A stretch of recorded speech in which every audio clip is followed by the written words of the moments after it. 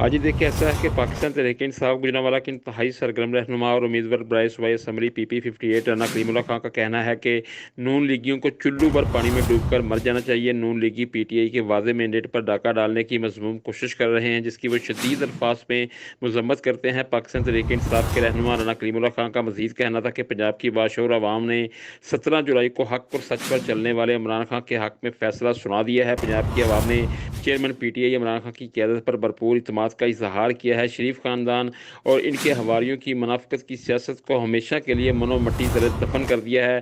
عوام نے صوبے پر حکمرانی کا مینڈیٹ PTI کو دیا ہے۔ PTI کے رہنما رانا کریم اللہ خان کا مزید کہنا تھا کہ پاکستان کے عظیم اور ہر دل عزیز لیڈر عمران خان پر تنقید کرنے والا چوروں کا ٹولہ پہلے اپنے گروانوں میں جھانکے۔